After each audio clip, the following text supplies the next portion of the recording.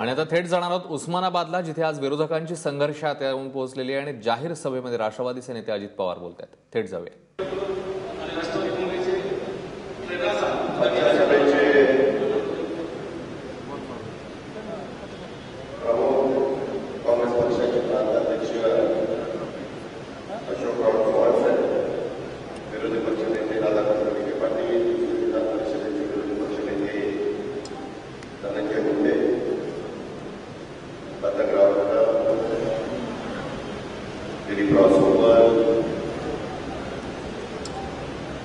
सर्व अपवादी साहेब, समाजवादी पार्टीचे, काँग्रेस पक्ष, राष्ट्रवादी काँग्रेस पक्ष, समाजवादी पार्टी, शेतकरी कामगार पक्ष, या सर्व गवाडेकर, या सर्व विरोधी पक्षांची उपस्थित असणारे राज्यातील आणि जिल्ह्यातील नेतेगण, विधिमंडळातील सभेमध्ये सहकारी आमदार,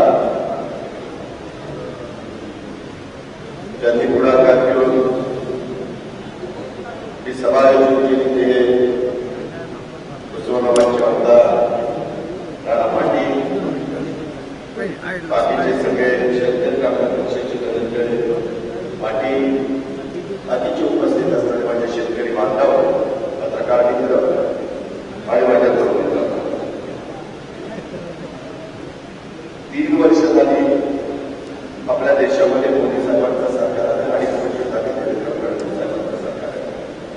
लोकशाहीमध्ये निवडणुकीमध्ये अशा प्रकारच्या घटना घडत असतात. मी नेहमी लोकांना सांगत असतो, कोणाची भक्ती लागली. आम्ही पण 15 वर्ष सरकारचं आता भारतीय जनता पक्षाला संधी मिळाली आणि त्याच्यावर त्यांना पण कारभार करण्याच्या करता आम्ही मुदत दिली, जनतेने मुदत दिली. परंतु प्रश्न चुकले का? सरकार आणत असताना जी काही आश्वासनं दिली, माझ्या आधीच्या अनेक वक्त्यांनी सांगितलं, खूप काही सांगायचा प्रयत्न केला. लोकांनाही बरं वाटलं की आजच्या नातेवाले चला आपण त्या ठिकाणी त्यांना निवडून देऊ. सभाच्यामध्ये सांगितलं, मला पंतप्रधान करा, शेतकऱ्यांना जे धान्य तयार करण्याच्या करता खर्च येतो त्या ठिकाणी काढण्याकरता खर्च येतो, त्या खर्चाच्या 1.5 रक्कम ही आधारभूत किंमत देईल असं पंतप्रधानांनी पंतप्रधान व्हायच्या आधी सांगितलं. महागाई कमी करतो सांगितलं. तरुणांना तरुणींना दरवर्षी 2 कोटी नोकऱ्या देतो म्हणून सांगितलं. अशी एवढी काही आश्वासनं सांगितली की काळा पैसा प्रदेशात आणतो सांगितलं. नोटाबंदी केली, त्याच्यातून नकली नोटा आणि काळा पैसा बाहेर काढायचा, अशा प्रकारचं वक्तव्य केलं. झालं काय? आज कोणतं घडलंय? कशात माझा शेतकरी समाधानी आहे?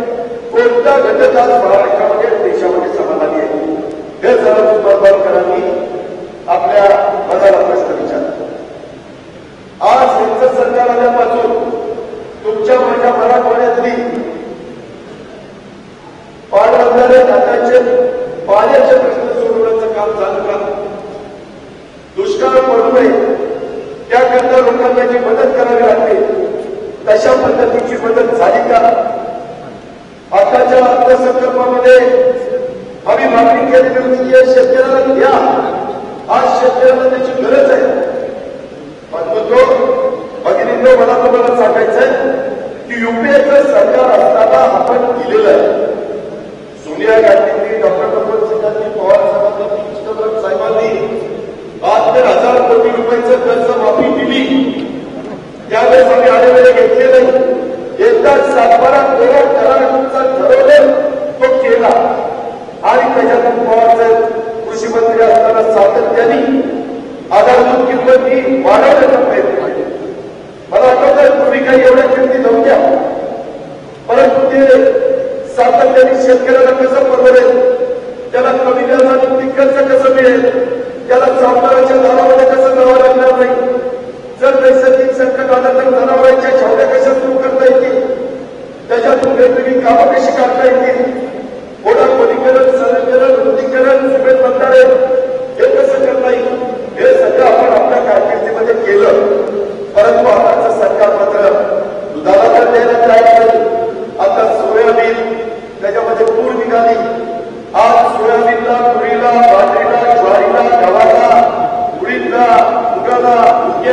कसं पाहू. आता चंद्रपूर पासून आम्ही निघालो, आता उस्मानाबाद चाललोय. आई प्रथा माऊलीचं दर्शन घेऊन तिथे एक सभा करून आम्ही नंतर सोलापूर जिल्ह्यामध्ये जाणार आहे. असंच सवाल 4 तारखेला माझ्या माहितीप्रमाणे पनवेलला ठेवलेला आहे. राष्ट्रीय नेते आदरणीय पवारसाहेब पण त्याला उपस्थित राहणार आहे. इतर समाजवादी आणि काँग्रेस पार्टीचे नेते मंडळी तिथे उपस्थित राहणार आहे. त्याच्यातून हा संघर्ष कशा करताय? आम्हाला काही सत्ता मिळवण्याच्या करता, आम्हाला काही पद मिळावी म्हणून नाही. आम्हाला तर आमदारकी मिळालेली आहे. आम्ही आज 3 लाख लोकांचं प्रतिनिधित्व करतो. पण आज जे सरकार आहे, हे सरकार शेतकऱ्यांना मदत करत नाही म्हणून असं करते. शेतकऱ्यांचं कर्जमाफी झाली पाहिजे म्हणून असं करते. शेतकऱ्यांचा 7-12 कोरा झाला पाहिजे म्हणून असं करते. आणि आम्ही तो विधिमंडळामध्ये केला. वरचा सभागृह असेल, विधान परिषदेचं खालचं सभेचं सभागृह असेल, तिथं आम्ही घोषणा दिल्या, भूमिका मांडली. त्याचा बजेटमध्ये 30,000 कोटी रुपयाच्या कर्जमाफीची घोषणा करा असं सांगितलं. नाही दिलं. उलट 19 लोकांना निलंबित केलं. काय त्यांचा दोष होता? त्यांनी वैयक्तिक स्वतः करता काही मागितलं होतं? त्यांनी काही स्वतःच्या मतदारसंघाकरता काही मागितलं होतं? राज्यातल्या करोडो शेतकऱ्यांचं कर्जमाफी आणि 7-12 कोरा करावा याबद्दलची मागणी होती. आम्ही सगळ्यांनी केली. दोन्ही विरोधी पक्ष नेते होते. आम्ही सर्व पक्षाचे आमदार विरोधी होतो. पण निलंबित करताना 19 लोकांना केलं. आणि परवा प्रतिपादन असेल 9 लोकांना निलंबन कमी केलं. मग 10 लोकांचं का केलं? बस करायचं तर सगळ्यांचं करा ना. माझं तर उस्मानाबादच्या सभेमध्ये त्यांना सांगलंय की जेवढे आम्ही 85 ते 90 विरोधी पक्षाचे आमदार आम्हाला सगळ्यांना निलंबित करा. फक्त शेतकऱ्यांची कर्जमाफी करा. मी निलंबन करायला आम्हाला जबाबदारी. अरे या शेतकरी समाजाच्या करता आमदारकी केली तरी 72, परंतु आम्ही त्याच्यामध्ये मागे हटणार नाही. पण त्याच्याकरता तुमची साथ पाहिजे. तुम्ही त्याच्यामध्ये सहकार्य केलं पाहिजे. त्याच्यामध्ये आमच्या कुणाच्या घरातलं दंडकार्य नाहीये. हे आपला सगळ्यांचा प्रपंचाचा प्रश्न आहे. शेतकरी समाजाचा प्रश्न आहे. आणि त्याकरता सर्वांनी एकजूट दाखवली पाहिजे. जर आपण संघटित झालो तर मी सरकारला डळवळीत होता. त्यांना ऐकावं लागतं.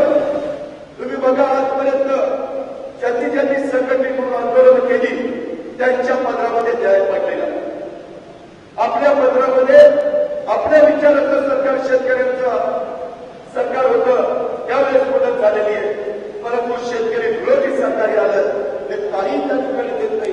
फक्त रेकॉर्ड बोर्ड, फोटो बोर्ड अशा प्रकारची यांची गाजर दाखवण्याचं काम चाललं. त्या गाजराने भाव नाही, परंतु ही गाजर दाखवतो. या पद्धतीचा सध्या कारभार चाललेला आहे. आताच मला एका सगळीकडेच गेल्यानंतर आम्हाला सगळ्यांना निवेदन देतात. आमचा सुनील सूर्यवंशी आपलं साचा म्हणून गाव आहे, त्यांनी त्या ठिकाणी निवेदन दिलं आणि या कांद्याच्या पट्ट्या दिल्या. कांद्याचा भाव काय? 2 रुपये किलो, 3 रुपये किलो, 3 रुपये किलो, 4 रुपये किलो. काय परवडतं?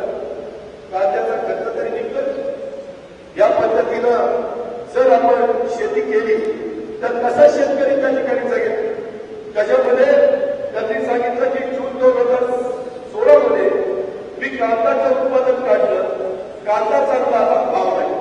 चेंडूचं उत्पादन दिवाळीला त्या ठिकाणी दसऱ्याला पाडव्याला आपण मोठ्या प्रमाणात चेंडू त्या ठिकाणी लावतो.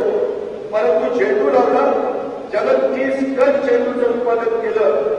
नंतर दसऱ्याच्या दिवशी लोक चेंडू तसाच फेकून दिला. अक्षरशः 2 रुपये किलो, 3 रुपये किलो, 4 रुपये किलो चेंडू. तर कशाला काय सरकार ऐकत नाही? कारण या सरकारची शेतकऱ्यांची काही घेणं देणं नाही. आणि त्यांनी सरळ सांगितलं की मी एवढा पाऊस चांगला पडला, विक्रमी उत्पादन काढलं. माझा गुन्हा काय? आपल्या सर्वांच्या निदर्शनास आणून देतो की मला आता आत्महत्या करण्याशिवाय पर्याय नाही. मुख्यमंत्री फडणवीस साहेब म्हणतात की मी कर्जमाफी देतो, आत्महत्येची हमी देता का? मी म्हणतो हमी भाव द्या व कर्जमाफी करा.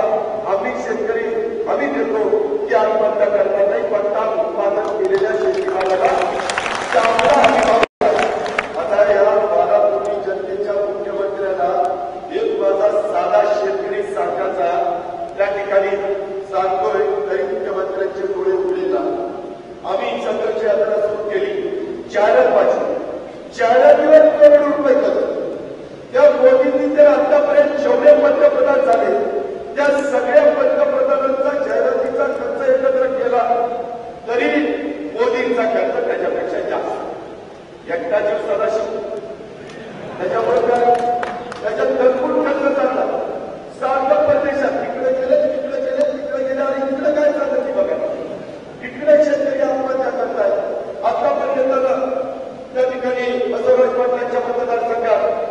काही आमच्या भगिनी भेटल्या, आमच्या तुळजापूर मतदारसंघामध्ये भेटल्या, ते त्यांच्या पतीने आत्महत्या केली. काय त्या भगिनीचा दोष, काय त्या मुलांचा दोष, काय त्या मुलींचा दोष?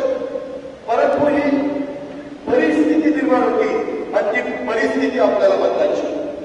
अरे सरकार 2.5-3 वर्षामध्ये परिस्थिती बदलण्याच्या करता पावलं उचलत नाही. योग्य वेळ आल्यानंतर निर्णय घेऊ. आणि कधी योग्य वेळ यायची? सगळी लोकांनी आत्महत्या केल्यानंतर योग्य वेळ येतात. कशा करता येत आपल्याला? आम्ही पण सरकार चालवलं ना. आम्ही काही आवाजच्या सभा मागणी करत नाही. त्यांनी उत्तर प्रदेशमध्ये निवडणुका होत असताना सांगितलं भारतीय जनता पक्षाचं सरकार निवडून द्या, आम्ही तिथे कर्जमाफी करतो. आणि इथल्या पण लोकांनी भाजपचं सरकार निवडून दिलं ना, याला कर्जमाफी. इथं वेगळं नाही, इथं वेगळं नाही. अक्षरशः लोकशाहीचा लूट पाडण्याचं काम या सरकारचं त्या ठिकाणी चाललेलं. आणि त्याकरता तुम्ही त्या बाबतीमध्ये संघर्ष करण्याची तयारी ठेवली पाहिजे.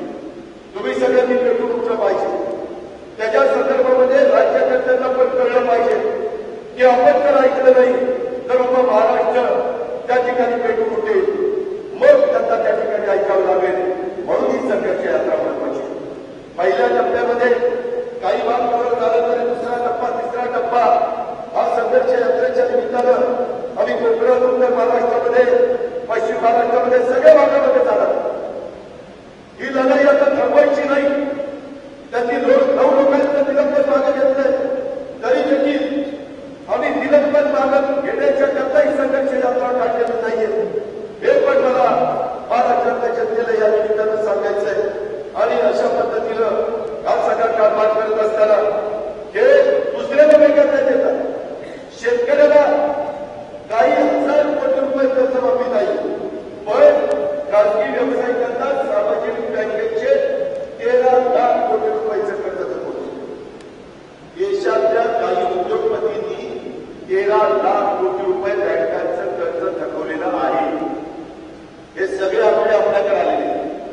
आमचं म्हणतं की दुर्बल उद्योगपती एवढं 13 लाख कोटी रुपयाचं कर्ज जर थकवू शकतात, तर माझ्या शेतकरी अडचणीमध्ये असताना त्यांना त्या ठिकाणी 30,000 कोटी रुपये द्यायला काय सर?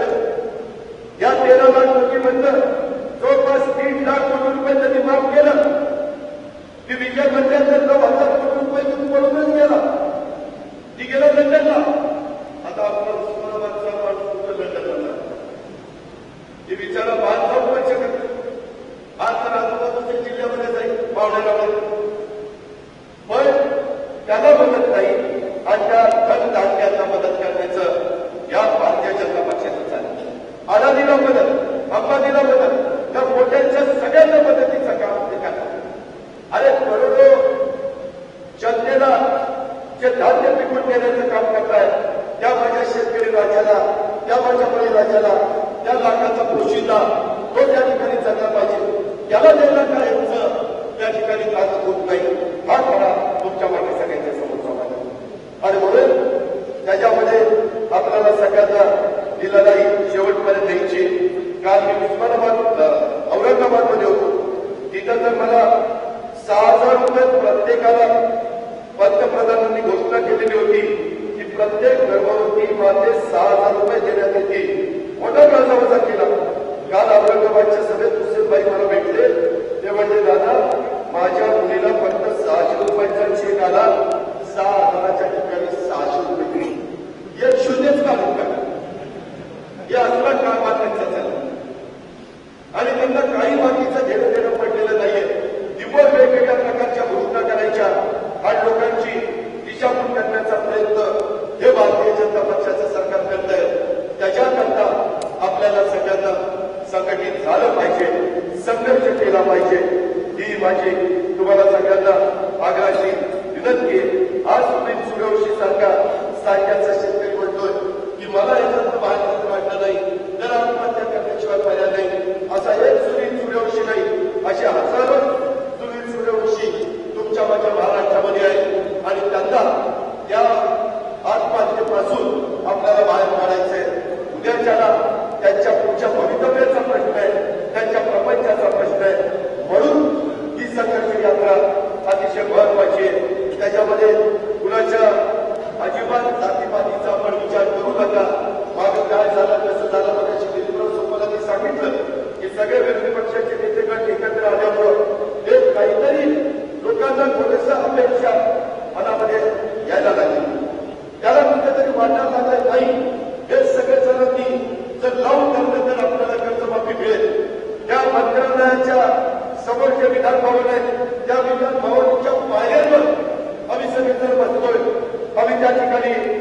आंदोलन करतोय त्याच्यामध्ये कुठे आम्हाला हौसाच्या भाग नाही, परंतु जनतेचे प्रश्न सुटले पाहिजे. शेवटी बांधिलकी सगळ्या विरोधी पक्षाच्या आमदारांची जनतेशी सर्वसामान्य जनतेचे प्रश्न सोडवण्याच्या करता मिळालेल्या जे काही पद असतात त्या पदाचा वापर झाला पाहिजे. अशा प्रकारची आदरणीय पवार साहेबांची जी आम्हाला शिकवण आहे त्या शिकवणीतून आम्ही सगळेजण पुढे चाललेलो आहे. बाकीच्याही नेते मंडळींचा तोच विचार आहे. ही गोष्ट आपल्याला विसरता येणार नाही. आज उस्मानाबाद शहरामध्ये देखील 7-7 दिवस पाणी गेलं. आज त्यांच्या सरकारने पाण्याचे प्रश्न सोडवण्याच्या करता अंतर्गत लाईट टाकण्याच्या करता जेवढा निधी द्यायला पाहिजे तेवढा निधी ते त्या ठिकाणी देत नाही. बँका अडचणीत आल्या. इथं भारत बालके एका कारखान्याचे चेअरमन आहे, त्यांना विचारा. अनेक जण काही साखर कारखाने चालत आहेत. अक्षरशः साखर कारखाने मोडीत निघतील अशा प्रकारचं काम चाललं. जिल्हा मध्यवर्ती सहकारी बँकांना मदत नाही. जिल्हा मध्यवर्ती सहकारी बँकांमध्ये नोटाबंदी झाली आणि देशातल्या जिल्हा मध्यवर्ती सहकारी बँकेमध्ये हजारो कोटी रुपये जमा आहे. पुणे जिल्हा मध्यवर्ती सहकारी बँकेकडे 500 कोटी रुपये जमा आहे. अशा अनेक बँकांच्याकडे पैसे जमा आहेत. त्या जुन्या नोटा बँकेच्या जमा करून घेतल्या. पवारच्या चेकरीनं भेटले, पंतप्रधानांना भेटले, सभागृहामध्ये मुद्दा काढला, अशोकराव चव्हाण साहेबांनी काढला, सुप्रिया सुळेंनी काढला. सगळेजण तिथं भांडतात, परंतु आपल्या शेतकऱ्यांचे पैसे काही तिथं घेतले गेले नाही. जवळपास काही कोटी रुपयाचं नुकसान हे देशातल्या शेतकऱ्यांचं त्या बाबतीमध्ये झालं. कारण बँकेतले पैसे आले जास्त द्यावं लागले. सोलापूर जिल्हा बँकेची तीच अवस्था. सगळ्या उस्मानाबाद असेल, लातूर असेल, पुणे असेल, सांगली, सोलापूर सगळ्यांची तीच अवस्था. परंतु शेतकऱ्यांना मदत करायची नाही अशा प्रकारचा एक धोरण. त्या मार्केट कमिटीला पण पर्यायी मार्केट कमिटी आणल्या खासगी. मार्केट कमिटीमध्ये सूर पाठवली. त्या तांब्याची खरेदी तिथं नाही, खरेदी केंद्र बंद. तुरीला भारताला भरायला तूर होती नाहीये. भारताला देखील यांना घेता आलेलं नाहीये. असं कुठं सरकार असतं का? याबद्दलचा विचार आपण कधी करणार होतो नाही. आणि त्यांना काय वाटतं की आम्ही सरकार चालवतो. लोकसभा आली, विधानसभा आली, राज्यामध्ये अनेक ठिकाणी महानगरपालिका आल्या, तालुका पंचायत आल्या, काही ठिकाणी जिल्हा परिषद आल्या. त्यांना वाटलं की आम्हाला लोक निवडून देतात, आम्ही बोलतो ते बरोबर. यामुळे कुठं उपस्थित झाले, कारण त्यांना कुठं विरोधच होताना दिसत नाही. आणि जो पक्ष ठराविक शहरी भागामध्ये होता तो आता ग्रामीण भागापर्यंत पोहोचण्याचा प्रयत्न होतोय. त्यामुळं हे पुढे ऐकायला तयार नाही. त्यांना सत्तेची मस्ती आणि सत्तेची घमेंड चालली. त्यांना कुठेतरी आता आव्हान घालण्याची वेळ आलेली. आणि ती आव्हान घालण्याची ताकद आणि क्षमता या माझ्या महाराष्ट्रातल्या शेतकऱ्यांच्या मध्ये, त्याकरता या शेतकऱ्यांच्यासाठी, उभ्या महाराष्ट्राच्यासाठी संघर्ष यात्रा आहे. म्हणून माझी तुम्हाला सगळ्यांना विनंती आहे की काही झालं तरी आज हे संपूर्ण महाराष्ट्रामध्ये फिरत असताना उद्या सगळ्या विरोधी पक्षांनी जे आवाहन केलं त्या आव्हानाला तुम्हाला प्रतिसाद द्यावा लागेल. प्रतिसाद देणं तिथे हात वर करून मला सांगा. नुसते हात वर करून नका, बाहेर पडावं लागेल बाबा. त्याच्या संदर्भामध्ये कोणत्याही परिस्थितीमध्ये महाराष्ट्राच्या सरकारने आणि आता केंद्र सरकार काय सांगतंय, आम्ही कर्जमाफी देऊ शकत नाही. अरुण जेटली सांगताय, तिकडे व्यंकय्या नायडू सांगताय, आम्हाला काय घ्यायचं नाही. आम्ही ज्यावेळेस माझ्या कर्जमाफी केली त्यावेळेस आम्ही असं नाही सांगितलं केंद्रातलं देत नाही. आम्ही काय करायचं, शेवटी सरकार एका पक्षाच्या विचाराचं, त्याच्यावर कधी निर्णय घ्यायचा. कुणी किती पैसे द्यायचे ते कधी ठरवावं. आणि आम्हाला शेतकऱ्यांना सारखी कर्जमाफी नकोय. एकदाच कर्जमाफी द्या आणि इथून पुढे कायम आमच्या शेतकऱ्यांना योग्य पद्धतीची आधारभूत किंमत द्या. शेतकरी पुन्हा कर्जमाफी मागणार नाही. तो व्यवस्थितपणे स्वतःची पिकं काढेल आणि स्वतःचा प्रपंच करेल. याबद्दलची आम्ही सगळेजण त्याच्या द्यायला तयार आहोत. त्याबद्दल कुणाला चौकशाची पण गरज नाही. ही पण गोष्ट आपण सगळ्यांनी लक्षामध्ये ठेवली पाहिजे अशी माझी तुम्हाला सगळ्यांना विनंती. आता विजेचे दर पण वाढवलं. तुम्ही बघा, यांचं सरकार यांच्या आधी काय सांगितलं, टोलबंदी करतो. आता टोलचे दर 18% वाढवले. सरकार आल्यानंतर टोलचे दर वाढत आहेत. सरकार आल्यानंतर वीजेचे दर वाढतायत, सरकार आल्यानंतर शेतकऱ्यांच्या मागे तुमच्याकडे माझ्याकडे तूर नव्हती, त्यावेळेस तुरीचा डाळीचा दर किती होता? 180 रुपये किलो. विद्याताई चव्हाण या सगळ्या महिला आमदारांनी ती तूर आणली आणि ती शिजवण्याचा प्रयत्न केला. परदेशात तूर आली होती, तूर शिजेलच, त्याची डाळच होईल. असला माल कुठला तरी परदेशात आणतात, परदेशात आणायच्या करता करोडो रुपयाचा पैसा खर्च करतात आणि परकीय चलन वाचवण्याच्या करता माझा 72 शेतकरी ज्यावेळेस तूर पिकवतो त्यावेळेस मात्र तुरीला भाव किती? तर 3500 रुपये, 4000 रुपये, 4500 रुपये, 5000 रुपये आणि आपल्याकडे तूर नसली की भाव काय तर 180 रुपये. कुणाला पर्यंत जातो? कशा पद्धतीने जातो? या प्रकारचा सगळा हा सगळा कारभार चाललेला आहे आणि म्हणून नुसतं घोषणाबाजी करणारं सरकार आहे, गाजर दाखवणारं सरकार आहे, कुठल्याही परिस्थितीमध्ये शेतकऱ्याचा विचार न करणारं सरकार आहे. एका आमच्या भावकीनं लिहून दिलं हनुमंतराव पवारांनी, 2 महिने झाले तरी नाफेडला विकलेल्या तुरीला अद्यापर्यंत उस्मानाबादच्या शेतकऱ्यांना पैसे मिळाले नाही. ही अवस्था म्हणजे आपल्या तूर घेऊन देखील 2-2 महिने पैसे देत नाही. हे सरकार कुठलाच विचार करायला तयार नाही. त्याकरता आपल्याला आता त्यांना जागा दाखवण्याची वेळ आलेली आहे. म्हणून आपण सगळ्यांनी संघटित व्हायला पाहिजे आणि त्या पद्धतीनं संघटित होणार की नाही? काय हो, सासूरवाडीला सासूरवाडी असते. शेतकऱ्यांची कर्जमाफी